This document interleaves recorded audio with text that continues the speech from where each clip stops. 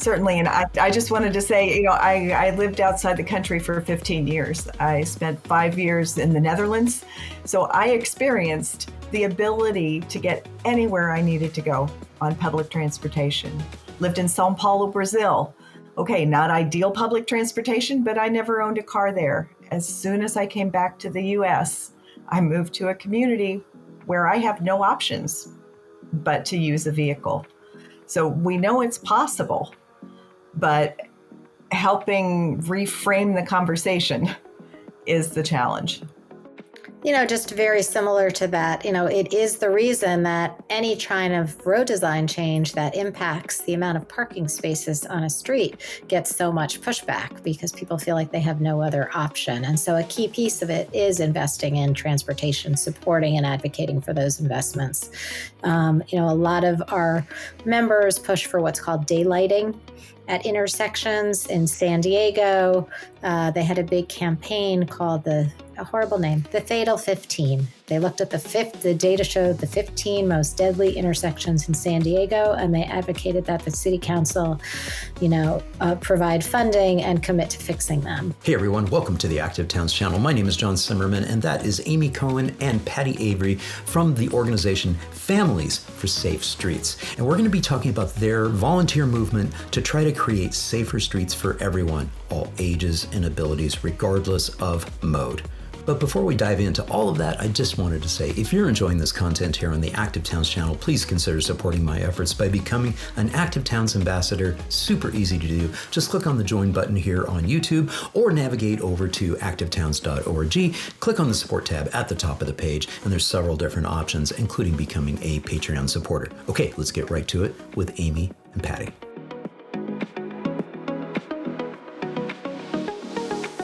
Amy and Patty, thank you so much for joining me on the Active Towns podcast. I'm Amy Cohen. Yeah, I am the founder and president of Families for Safe Streets. And Patty? And I'm Patty Avery. I'm a volunteer with Families for Safe Streets. I co-chair our policy and advocacy committee. Patty and I would like to share a little bit about how we became members. I mean, FSS is the club nobody should ever have to join. We all lost a family member or suffered a serious injury in a traffic crash. And I lost my 12-year-old son. You can see a picture of him on the slide. He was in 8th grade. He was smart. He was street savvy. He knew how to get around New York. He was top of his class. He had come home from school and taken a little extra time to study because he wanted to get into the specialized high schools in New York, and he had to take a specialized test. And then he went out to go to soccer practice where he was captain of his team, just trying to cross the street in front of our apartment building. And it shouldn't be a deadly act. Right after he died, I had so much pain and it had to go somewhere. I started speaking out. I joined with others, and we started Families for Safe Streets in New York City. And it has now grown into a national movement. I'll share more about that. But as we have expanded, we've brought in members from across the country, like Patty. Right. Yeah, go ahead, Patty. Sure. And I'd love to introduce you to Bethany. And I thought the best way to introduce you to my daughter, Bethany Sklar, was to let her introduce herself with pictures that she posted on Facebook and Instagram. Bethany was 37 when she was killed by a speeding driver in Chattanooga, Tennessee. You can see in the bottom corner, she was a runner. That is her celebrating a 10-mile run. And she said, "Am I ready for my half marathon? Don't know, but I'm doing it anyway." Right. She was a dancer. She was a teacher, and had, most of all, a 2-year-old son that she adored. And less than a month before she was killed, she posted that end of year wrap up on Instagram saying, "Well, I guess looks like the best of my year included dancing, becoming Jewish, making her classroom where they had flexible seating, and chopping off her hair." That was how she summed up what she didn't know was the last year of her life. Right. Wow. But Yeah. that is my Bethany. That is your Bethany. Yeah. And I'm smiling because I can certainly relate to a lot of her experiences that she's, stating here as a lifelong runner and somebody who's been out there, having those events that you're training for and you're out there. And it is interesting too, because, in both of your stories, it shouldn't be that hazardous to step outside of the door and be in our built environment. You may have already noticed my mug that says "Streets are for people." It's like our streets, have been around for thousands of years, ever since we've had habitats and come together in villages and places and towns and cities.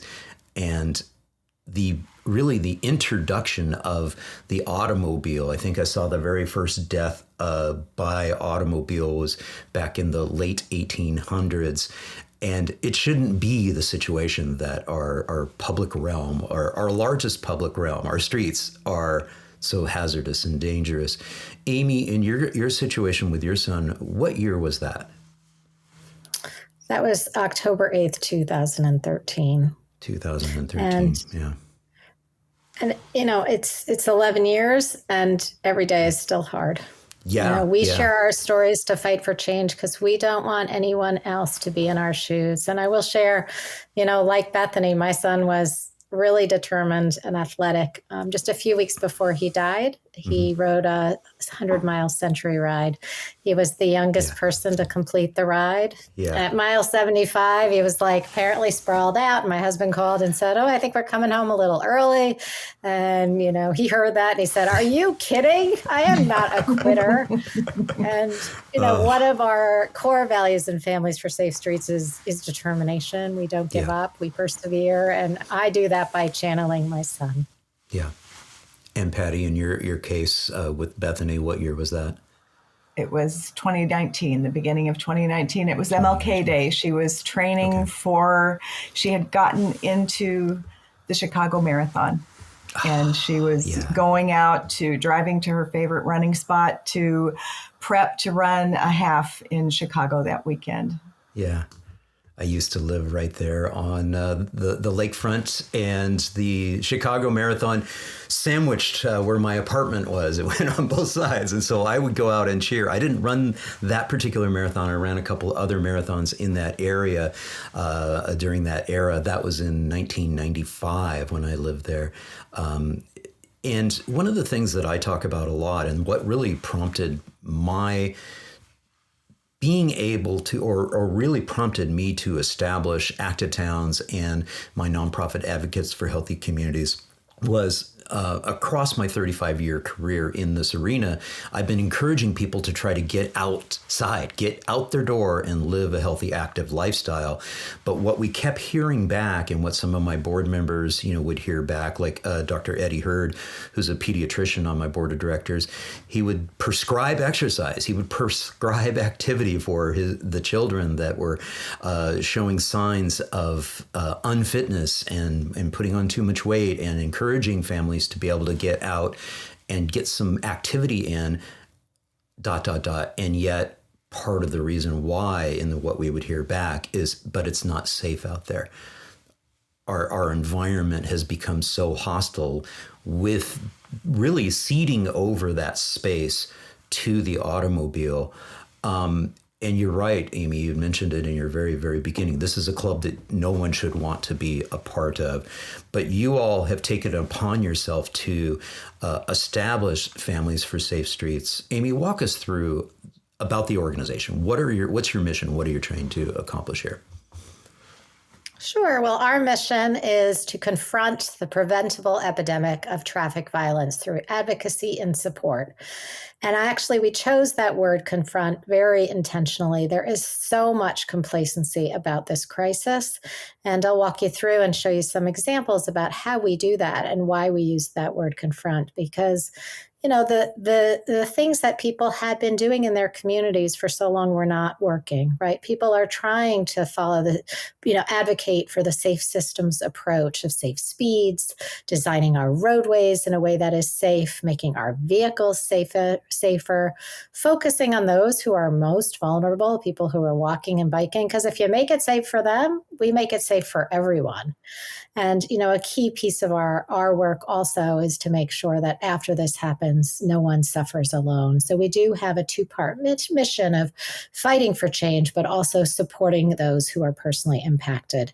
We provide a lot of support services, and I can share more about that later. But we do also focus on making it safe, as I said, for people who are walking, on their bike, driving, and passengers. This movement is about eliminating all traffic deaths and achieving Vision Zero. And all of our members are like Patty and me. We've all lost somebody, and we share our stories to fight for change. Can you expand upon, I'm glad that you expanded upon using the terminology confront.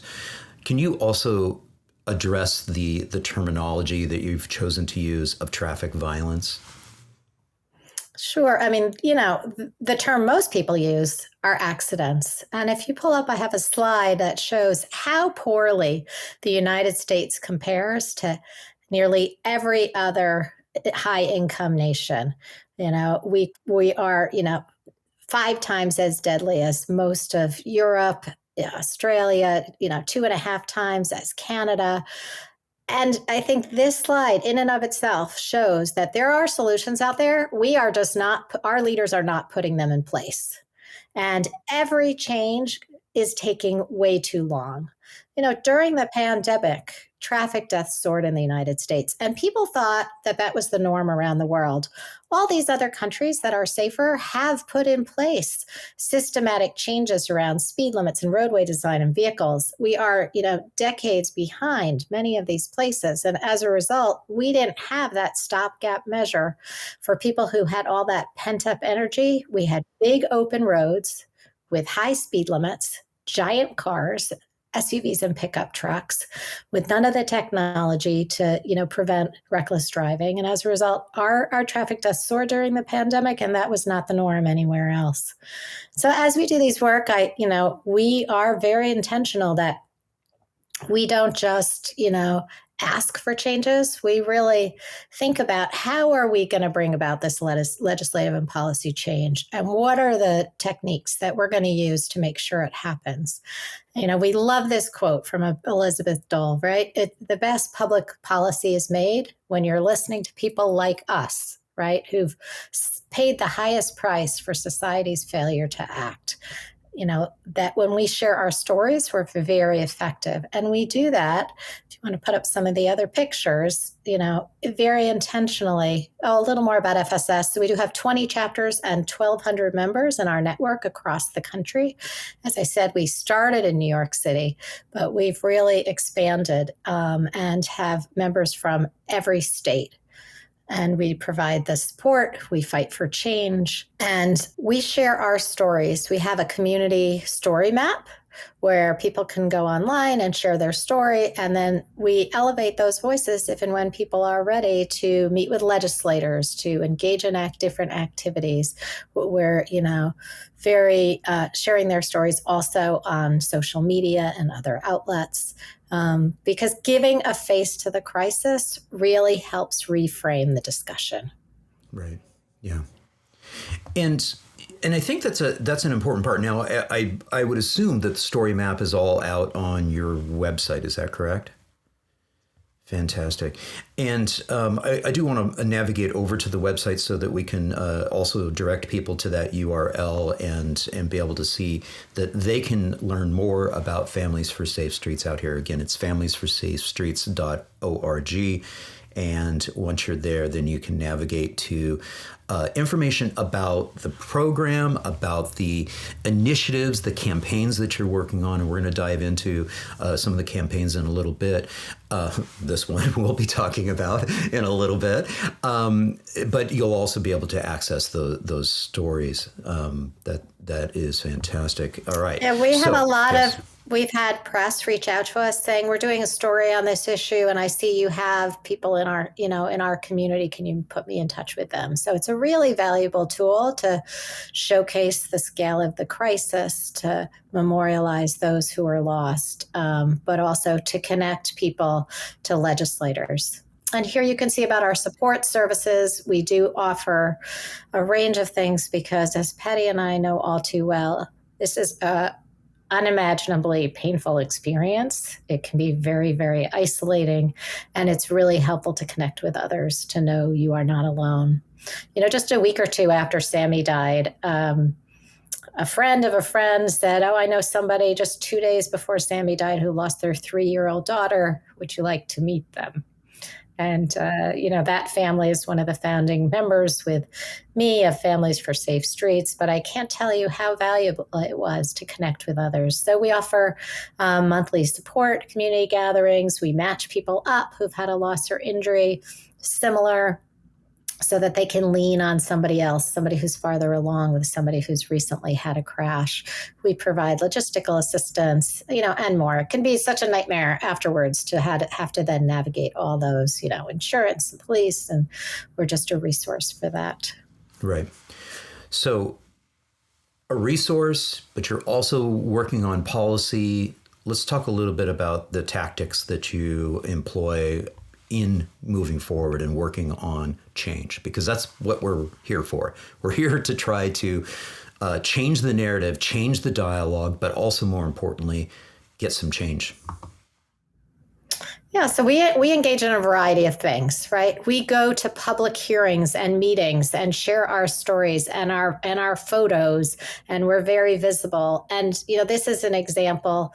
The previous slide was an example of a community hearing where literally we were just trying to have a complete street implemented on one of New York's most dangerous streets. And there was a lot of pushback. People were like, oh, you're going to take away my parking spot on the corner, right? And, we would hold up our photos and be like, I'm sorry, my son's life was worth a parking spot, a slight inconvenience. If there had been no parking at the corner when Sammy was crossing that street, he might still be here. And if we pause on that for just 1 second, I mean, we laugh in frustration and exasperation on this because when we say it out loud, it just sounds so incredibly silly.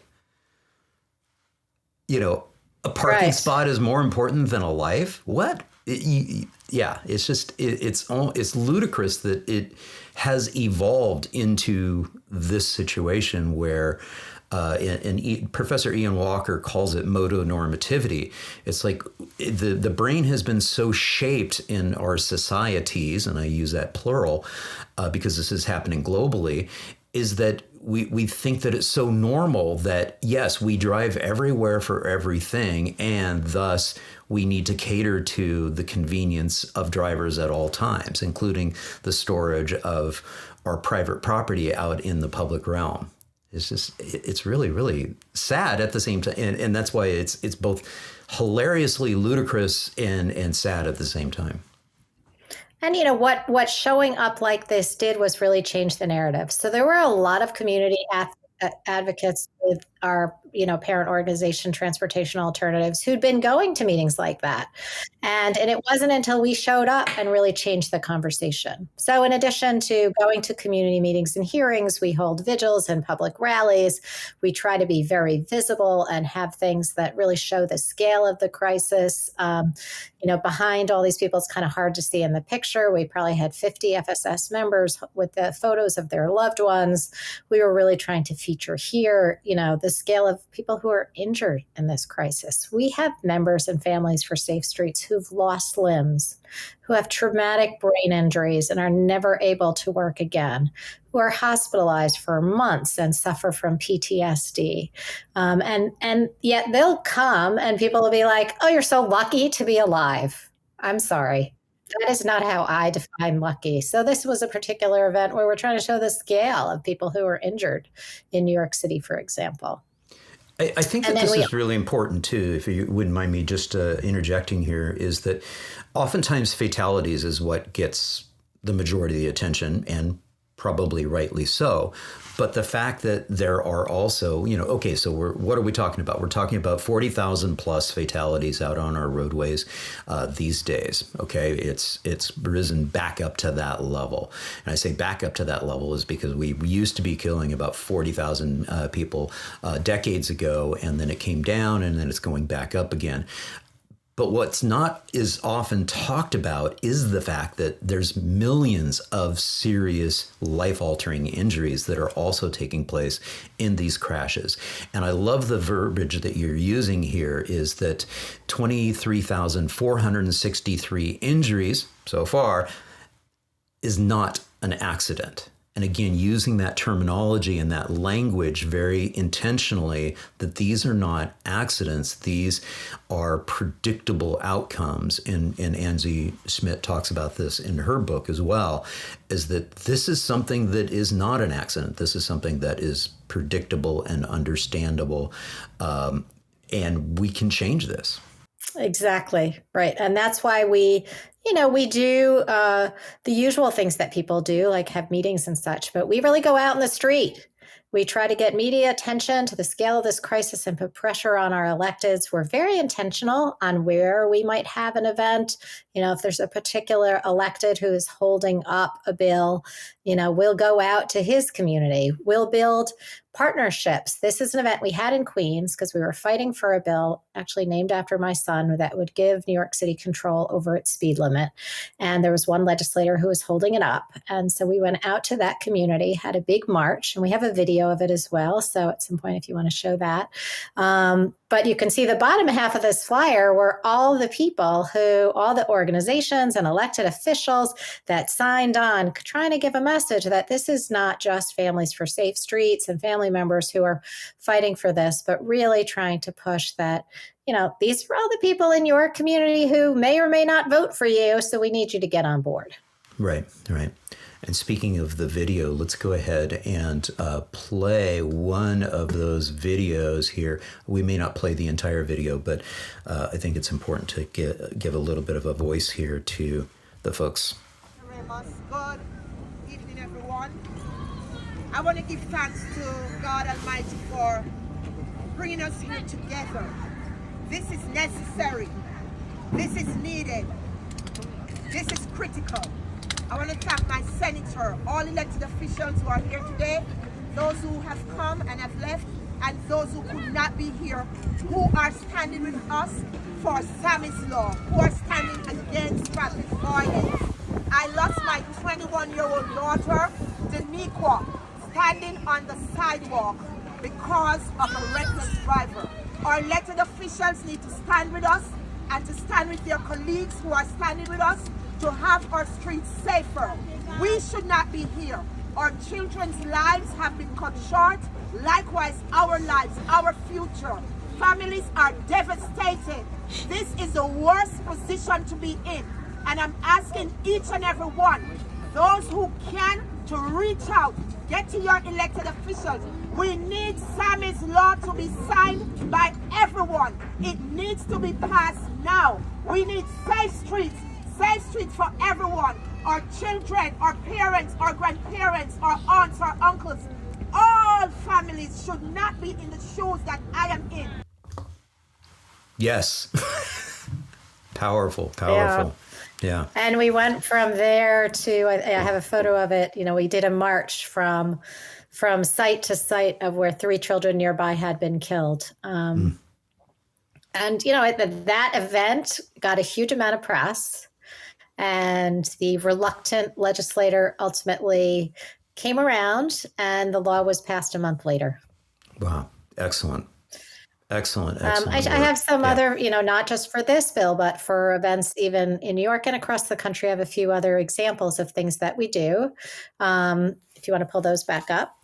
Yeah, let's pop on over here. Just a couple of quick, meeting with an elected official, We do go up to state capitals across the country for lobby days, hold rallies at those state capitals, with family members. This one we brought a busload of school children.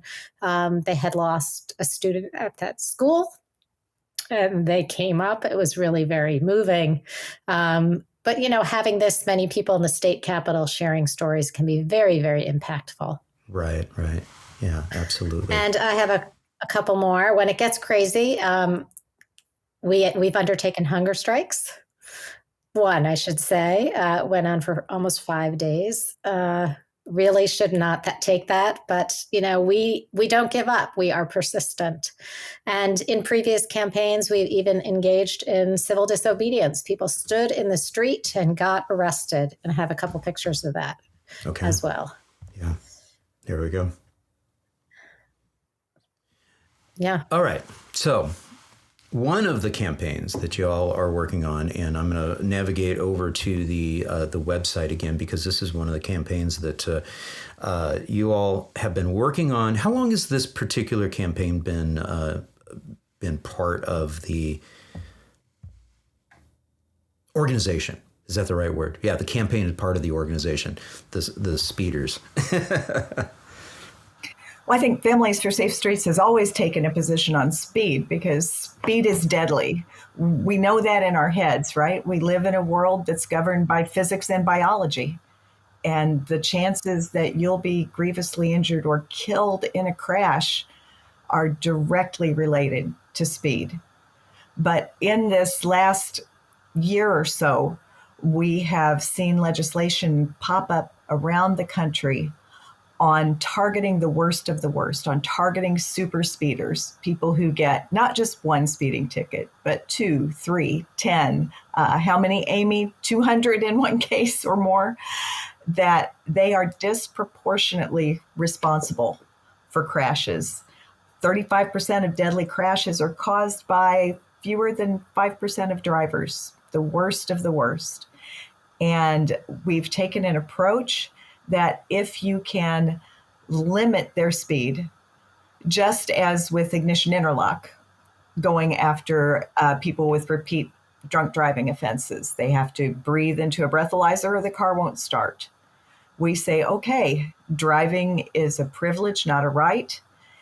And the current approach of suspending people's licenses for this kind of behavior just isn't working, because we know that across the country, 75%, 3/4 of drivers with suspended licenses drive anyway. So if they're going to be on the street, we say, then let's put a device in their car that will actually control the speed that they can go. And so we've seen around the country a number of bills pop up.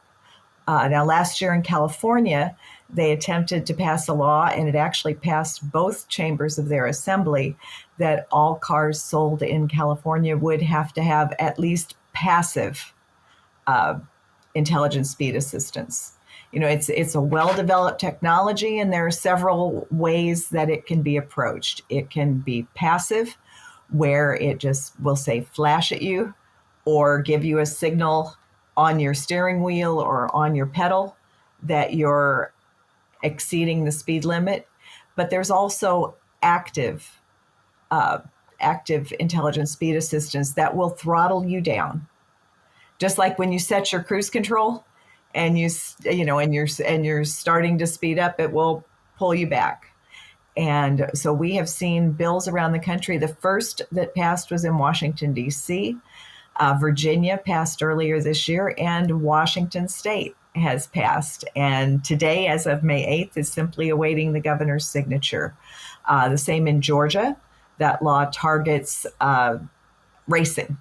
So these bills are addressing, repeat speed offenses, reckless driving, any type of reckless driving that includes speed. And we've seen this epidemic of racing around the country, stunt driving. So some of these bills, the Georgia bill in particular, focuses on that. Advocates made a great attempt in Maryland and Arizona, but they're going to be coming back next year to work to get it across the finish line. And so at the time that this podcast will air, will be working actively around the country to help seed efforts to get this in front of other legislatures this winter when they go back into session. Right. Yeah. Just a little more history on that is New York City, as a result of our advocacy efforts, has the nation's largest automated speed safety camera program. And what we started to see is that it is, the data was inconclusive. The cameras were working. The vast majority of people would get 1 or 2 tickets and change their behavior. Crashes, serious injuries, deaths around places where their cameras were down. But there was a small segment of the population that we started to refer to as super speeders that just couldn't be stopped. They, many were either, just because you're rich doesn't mean you should be able to do this. They were paying their tickets and there was no other consequence, or there were a lot of people who weren't even paying. And there was no additional way, no additional tool in the toolbox. So we approached some champions in the New York State legislature and proposed this idea. What about the fact that we take people who either get a lot of speeding tickets and from police and get their license suspended, and as Patty said, and they're driving anyway, according to a national statistic, or people who are getting lots and lots of automated speed camera tickets and are just their behavior is not being deterred. What if we applied this technology that's been around for decades, that was starting to all of a sudden get a lot of attention because we had it in the New York City fleet? So a lot of government agencies are starting to also look at this technology and say, oh, if you're a government worker driving a government vehicle, why shouldn't you have to drive the government set speed limit? And so New York City had done a big program with the city fleet. The data had started to come out. The Volpe Center did a study and was like, wow, it's really effective. People are not only not speeding, but they're also not hard braking. The speeding up to the red light. So we got some of our street safety champions in the New York State legislature to work with us to lay out and write up a bill, and they introduced it. And at the bill introduction press conference, we've gotten more press than we had at anything. And we've started to see that on this campaign overall. We've had over 100 media stories in the last year from many places outside of transportation safety that, Governing Magazine and Automotive News, TMZ, really breaking out of the usual transportation bubble to really point out that these drivers are dangerous, and this is a device that is a common sense measure. Yeah. In looking at this too, and this is some of the slide of the viral media coverage of the story and of this concept and of this push to try to stop these super speeders. One of the things that comes to mind is how much we glorify in our society on TV and on movies. And again, it goes back to Ian Walker's term of motonormativity. It becomes so normal that this is sort of like glorified, whether it's like the Fast and Furious franchise and all of these other things, that's cool. You talked about the racing scene, and I can hear it when they do a takeover from my house here in Austin when the group shows up on a weekend at night and they're doing donuts in the middle of a very large intersection, and even here in the state of Texas, they're like mobilizing to try to deal with this racing scene and the takeovers where they're doing donuts in the middle. There's this glorification of powerful vehicles and speed and the excessiveness of all of this.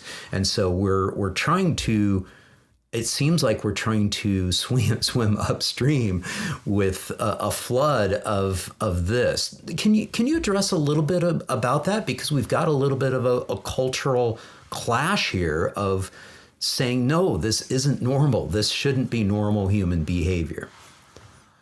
No, it shouldn't. But part of the fact is that our roads are designed for us to go as quickly as possible.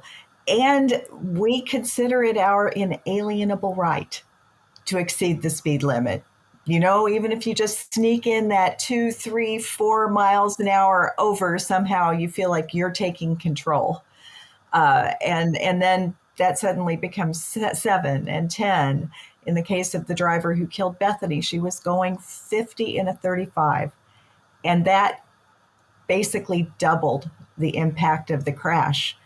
So speed and the weight of the vehicle combine to make to create what we call traffic violence.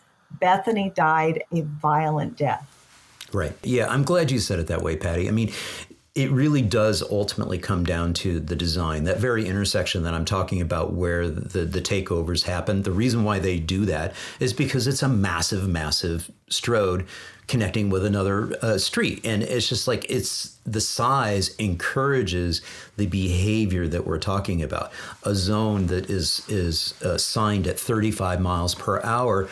In my perspective, in my position with active towns, is there should be no streets within a city that have those sorts of lethal speeds. Encouraging motor vehicles to be traveling at speeds that guarantee certain death or serious injury has no place within an urban environment.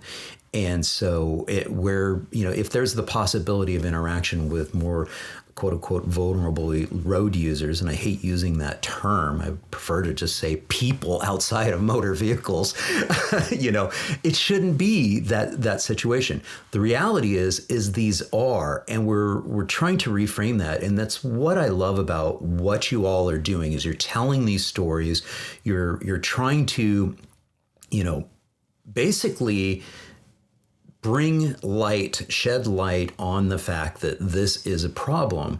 And I do think about, I travel a lot around the world, profiling what cities are doing successfully. And I couldn't even imagine, somebody speeding or doing donuts in an intersection in the historic city center in Utrecht or in Delft. It's just the built environment doesn't do that. Many of these vehicles are incredibly expensive vehicles. These are the car culture is such that they are very proud of these vehicles. The last thing in the world they want to do is cause damage to them. So if you had narrow streets and streets that were quote unquote unforgiving to them drifting and going fast, etc., they're going to be very, very reluctant to it. So it does, I'm glad you said it that way, Patty. It does come back to our street design. How are we designing them and encouraging that behavior? Yeah, I mean, that is such a critical part of what we do. And just, a couple things to build on that is when you saw the things that we focused on, safe streets, safe speeds, safe vehicles, what you didn't see in there is education.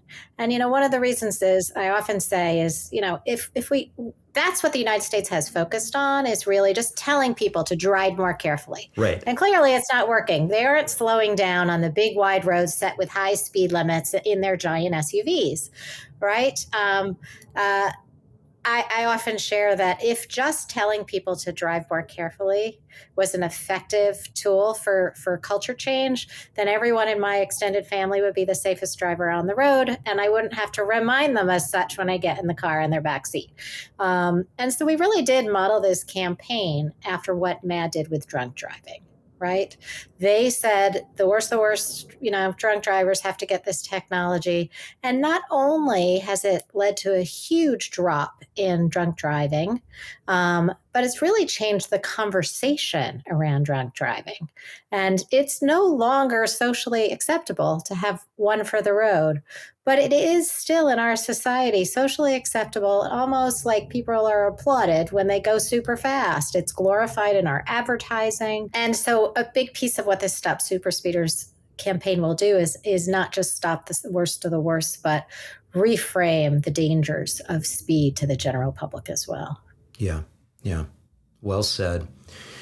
One of the things that obviously we can do to try to bring attention to the problem that exists, because again, we're talking astounding numbers. We really are. I mean, the data is mind-boggling when we consider this. 40,000 plus fatalities, millions of serious injuries every single year, and yet it doesn't really resonate with the average person. If we have an airliner crash, quote unquote, God forbid, we have an airliner crash, it leads with the news. Even if there's the potential of a mishap, it leads with the news. And yet, somewhere around 115 people perish every single day out on our roadways, but it doesn't lead the news. And so there is this lack of awareness of the general populace. And that's where, the World Day of Remembrance comes in, and what y'all are trying to do. And you're helping lead the way with this, with other organizations around the country. And in full disclosure, I'm a board member of It Could Be Me. I have strong connections with Boulder, Colorado. I lived there for a decade. Again, my nonprofit is based out of Boulder. And so Trini Willerton's a very dear friend of mine. Talk a little bit about World Day of Remembrance. Sure. It's an event that started over 25 years ago in Europe. And I think it's 11 or 12 years ago now, we decided we should really have a large scale event in the United States to mark World Day of Remembrance. It is a UN sanctioned event. So our first event was trying to show the scale of this crisis by doing a giant march from the City Hall in New York City to the UN. This is a crisis that's on our streets locally. It has national implications and international implications. And, the event was much larger than we really expected. And other folks started saying, oh, we want to do a World Day of Remembrance event also. Can you help us? So we joined at first with the Vision Zero Network and then with other organizations, and have a wealth of resources available at WDOR.usa.org. We have an organizer's toolkit. That includes how do you organize your event? What kinds of event do you want to have? What are things people have done? We every year provide a sample media advisory, press release. We do trainings. We meet together monthly for anybody interested in holding an event. And last year we had over 75 events. And I have a few pictures you can see of events held across the country, from New Jersey to different city halls and different places. That one, San Diego, all showcasing, family members who have lost loved ones. And these are just some other photos of us in action, showing our legislative wins, standing with the governor of the state of New York. So pausing for a second to talk about legislative wins and the policy side of things. I've always positioned the Active Towns movement and what I'm trying to do as being a wholly nonpartisan initiative. It should be attractive to anyone, regardless of what their politics are. Across the political spectrum, one should want to be able to have a community that encourages and supports safe and active, populace for all ages and abilities. One should be able to, whether you're 8 years old or 88 years old, you should be able to walk or bike to your meaningful destinations and be able to live that healthy, active lifestyle within your communities. That should resonate with anybody and everybody. Talk a little bit about this movement and how it's resonating across party lines, and any challenges that you all are facing, given the fact that it's very easy for things to divulge or sort of disintegrate into culture war types of narratives. I'll start and then I'll turn it to Patty. I was just going to say that, we really do focus on the upstream solutions and really look at legislation. As I said before, education has maybe a small place, but that's all we've worked on as a society. And we really need to look at the upstream solutions so that we can have the biggest impact on saving lives. And Patty can talk about our most recent effort and its bipartisan appeal. Yeah, we've actually been really gratified to see that across the country, the intelligent speed assistance bills have had bipartisan support. Delegate Hope in Virginia, who introduced the bill, said he was actually almost thrown in such a hyper-partisan environment to see absolutely bipartisan support for this bill. Because, when we think about vehicle safety and safer vehicles, we think about all the technology that has improved crash outcomes for people inside the vehicle. But this effort for intelligent speed assistance improves safety not just for the driver and passengers in the vehicle, but for everyone outside the vehicle, people in other vehicles, cyclists, pedestrians.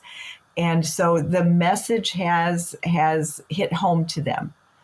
And we're finding, certainly there were concerns in some of the states around the cost. Is this going to be affordable for everyone? And so all the bills we've seen so far have made provisions for people with lower incomes to either receive it at a cost abatement or other means of making it affordable for all drivers.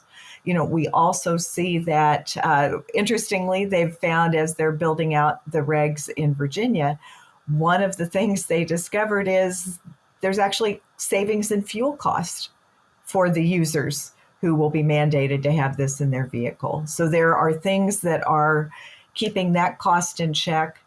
And the states already have the ignition interlock program. So it's only marginally adds to the cost that the state incurs for administering a program like this. So I think the combination of having to acknowledge the problem, anymore people argue about data that should be not arguable, but they cannot argue with our stories. They cannot argue with the fact that Sammy died when he did not need to, that Bethany died when she should not have. Stories are what make the difference in these cases. Yeah. And when we look at the reality of, really what we're talking about here, we're talking about trying to create streets that are safe for all ages and abilities, regardless of the mode that they choose to use to get to their meaningful destinations on a daily basis. And I think in a democracy, yes, we need to hear from all sides, and we need to be able to make sure that we're not being draconian and from on high saying you shall live in this way. But at the same time, also part of a democracy, one group's freedoms should not be causing damage to another person's life and their freedoms. So I understand that it's important for us to think about the fact that, yes, some people are car dependent and some people have to drive to get to their meaningful destinations, but that shouldn't mean that it is a situation where they can do so dangerously and causing harm to others. And that's where we can start to leverage some of this technology, this ability to create safer streets. Let's get the design right, yes, and then let's have that overlay of the other things that we can do, like this technology you're talking about. It sounds like there's also a concept, especially in New York City, I think you had mentioned it earlier, Amy, about speed cameras and things of that nature as well. Again, I have a hard time understanding how this can be controversial. But I do get the fact that we have to get, we kind of have to do everything. We have to get the design right of the streets as well as having these other measures in place. I mean, exactly. You're probably familiar with the term, the safe system approach uses the Swiss cheese model of mitigation, right? We want our road to be safe, but something could go wrong that might not be good enough. So we want to layer on top of that, making sure we have slow speed limit, and layer on top of that safer vehicles. And, just in terms of the fairness and some of the things about this, this effort to stop super speeders, we are not taking away people's vehicles. We are not taking away their driver's license. As I said before, they were driving anyway. We are saying with a provisional license, you can drive. You can still get to work. You can still get to your, drive your kids around or whatever else you have to do. We're just saying you have to do it safely. And I think that's one of the reasons it has gotten so much bipartisan support. So the bill was introduced because of our push in New York first. But as other states have introduced it, there have been additional, components. So Virginia added a component that said if a driver, even a single incident, was going 100 miles an hour, Like, that driver should get it right away. Why wait until they get caught again and again? And, we horrifically have many members in our group who've testified at these, hearings in favor of the bills, who've lost loved ones to drivers who've gone over 100 miles an hour. Lori Markowitz and Mark in Washington State testified at their Assembly Transportation hearing, and very powerfully said, her son was killed by a driver going 112 miles an hour and had a history of doing that previously. If that technology had been in place and mandated the first time the driver got caught, her son would be alive. Why should anyone be allowed to go 112 miles an hour? Right. Yeah. These are, obviously the deviants in our society are the ones that take it to this level, that are taking it to the extreme levels.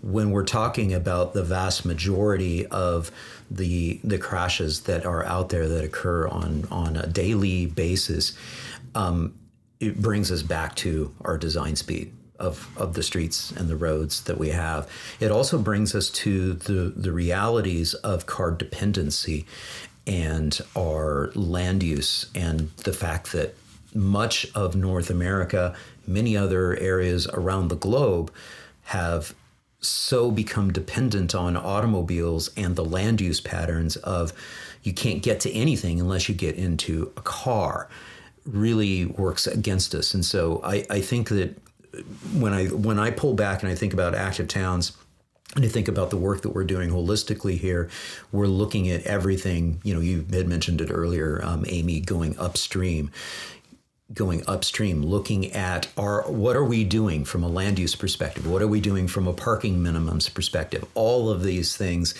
seemingly don't seem to be directly related to this, but it actually is, because it's all connected to motor normativity and car dependency. Certainly. And I just wanted to say, I lived outside the country for 15 years. I spent 5 years in the Netherlands. So I experienced the ability to get anywhere I needed to go on public transportation. Lived in Sao Paulo, Brazil. Okay, not ideal public transportation, but I never owned a car there. As soon as I came back to the US, I moved to a community where I have no options but to use a vehicle. So we know it's possible, but helping reframe the conversation is the challenge. Just very similar to that, it is the reason that any kind of road design change that impacts the amount of parking spaces on a street gets so much pushback, because people feel like they have no other option. And so a key piece of it is investing in transportation, supporting and advocating for those investments. A lot of our members push for what's called daylighting at intersections. In San Diego, they had a big campaign called a horrible name, the Fatal 15. They looked at the data showed the 15 most deadly intersections in San Diego, and they advocated that the city council, provide funding and commit to fixing them.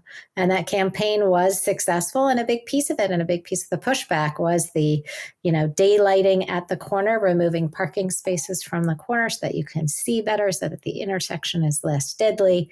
That is a big piece of the work, and it does impact that need for public transit. So people can say, yeah, maybe I don't need a car. We don't need so many cars. We need another way to get around: walking, biking, public transit.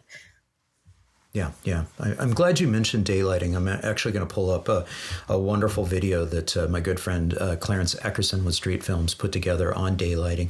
Again, these are strategies that we can, implement and employ to our built environment very, very quickly and cheaply. Again, I hear it all the time. They're like, oh, well, we don't have the money to do these fancy things. Bullshit.